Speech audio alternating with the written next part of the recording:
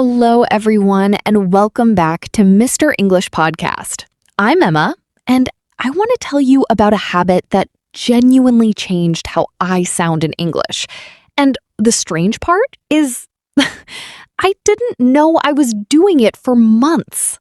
Hey everyone, I'm James, and I think that's actually the most interesting thing about this story. Emma didn't design this. She didn't read about it in a book or decide to try it deliberately. It just happened. It did, and I only noticed it had been working at all because of something that happened months after I'd already started, completely unrelated to any practice plan I'd made. So today isn't really a lesson in the usual sense. It's a story about something Emma stumbled into by accident and what it tells us about what actually counts as practice. Let me take you back to the evenings where it started. Welcome. So glad you're here. This is Mr. English Podcast. Today's habit isn't something you'll find on a list of 10 tips for fluency, and that's exactly why we wanted to talk about it. It started somewhere completely ordinary. My sofa, after work, doing absolutely nothing that felt like studying. For a while now, I've had this habit of watching interview-style content in the evenings just to relax. Long-form conversations, people with strong opinions, sometimes debate shows. Nothing educational on purpose, just something to half-watch while I unwound after work. And somewhere in there, something started happening without you deciding it should. Exactly. I started completely without planning to, muttering responses to the screen. Someone would say something I thought was ridiculous, and I'd say out loud, alone in my flat, "No, that's not true at all." Someone would make a point I actually agreed with, and I'd say, "Exactly! Finally someone says it." Amused. Talking to a screen that obviously can't hear you. Completely. And I want to be clear, I wasn't trying to practice anything. If you'd asked me at the time what I was doing, I'd have said watching telly.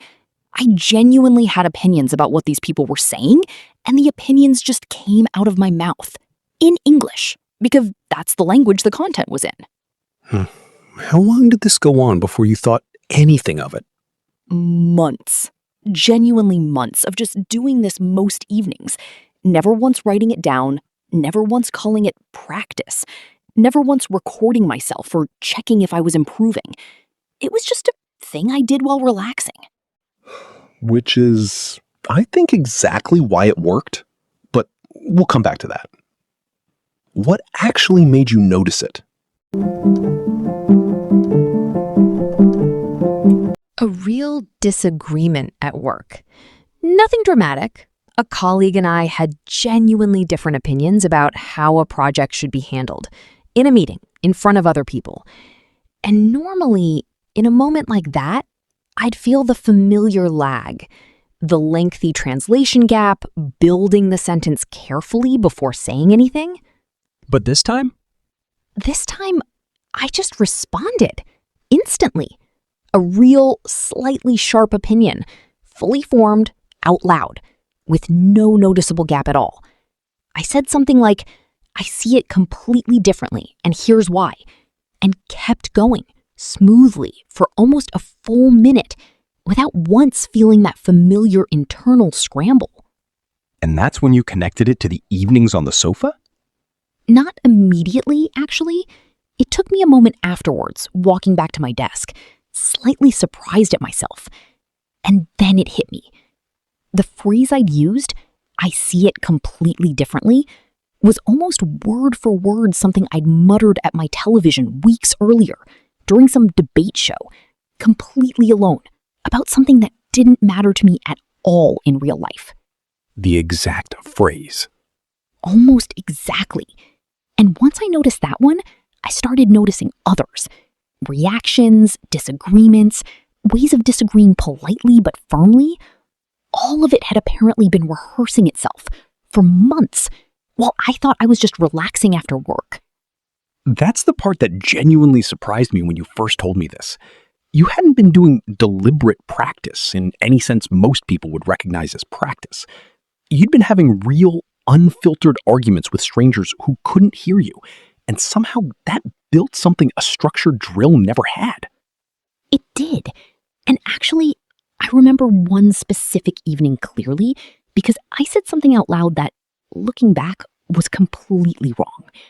Someone on the screen made a claim I disagreed with, and I said, wincing playfully, I am not agree with this at all. I am not agree? I am not agree with this at all. Yes, said with real conviction to an empty room, completely confident I was right about everything except the grammar. Agree doesn't take am in front of it. Same family of mistake as I am agree, just with the negative added. It's not an adjective, it's a verb on its own. I don't agree with this at all. Not I am not agree. The verb already carries everything it needs. No am, no is, no are attached to it, in the positive or the negative. I don't agree with this at all. Which, Honestly, nobody corrected me on it at the time because I was alone, disagreeing loudly with the television. But the moment matters anyway. Even the mistakes I made shouting at a screen were apparently doing something useful. Friends, has anything like this ever happened to you? Not a planned practice session, just some ordinary habit that turned out, much later, to have been quietly building something. Tell us about it in the comments. So, let's actually explain why this worked. Because I don't think it's an accident that it worked. I think it reveals something most practice methods get wrong. go on. Most practice falls into one of two categories. There's rehearsed practice, writing, reading aloud, preparing a sentence in advance, where you have time to get it right before anyone hears it. And there's reactive practice, with a prompt. Apps, drills, a coach asking you a question, where you're producing on the spot, but you know you're being watched or graded, even gently. And what Emma stumbled into is neither. Exactly. It's reactive. Instant, no rehearsal time. A genuine opinion has to leave your mouth right now. But there's zero judgment attached to it at all. Nobody is grading an argument with a television. The screen doesn't care if your grammar is perfect. It doesn't even know you exist.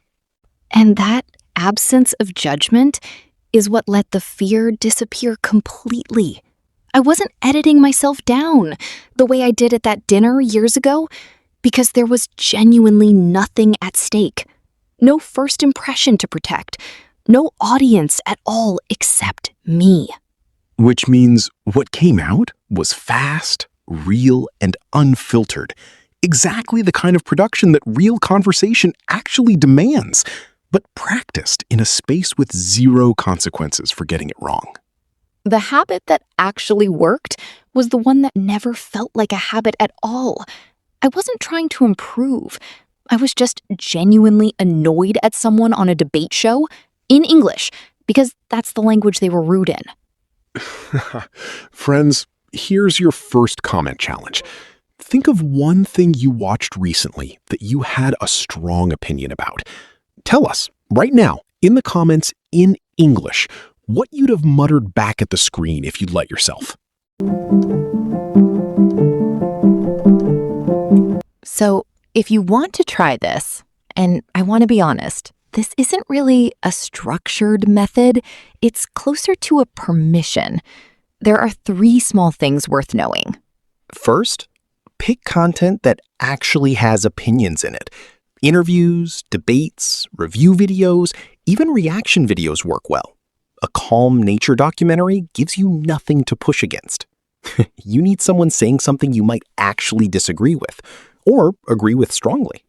Second, the words have to actually leave your mouth, emphasizing firmly, not silently in your head, not just thinking, I disagree with that.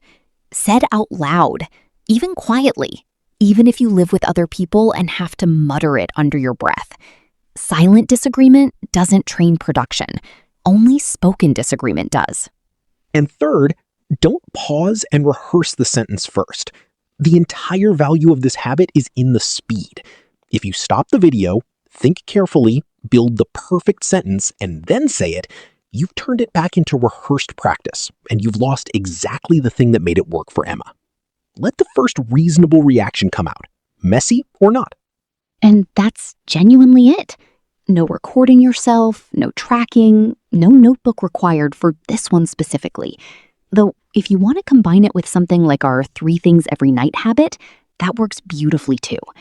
But on its own, this is just permission to talk back to your evening, instead of just consuming it quietly. Nobody is grading an argument with a television. That's not a small thing to realize. That's the whole reason it works. A short exercise, if you want to feel this right now, before tonight even arrives. Think of one opinion someone has stated publicly recently. Something you've seen online, heard on a podcast, watched in an interview, that you actually disagreed with, even slightly. Say your disagreement out loud, right now, in English, without rehearsing it first. Just let it come out. I don't think that's fair, actually, because... And keep going. Don't stop to check the grammar. Don't go back and fix it. That instant, slightly messy reaction is the entire exercise. Now, do the same with something you genuinely agreed with. Finally, someone says that. And explain why, out loud, immediately. Friends, second comment challenge. Tonight, during whatever you'd normally watch anyway, mutter back at it at least 3 times.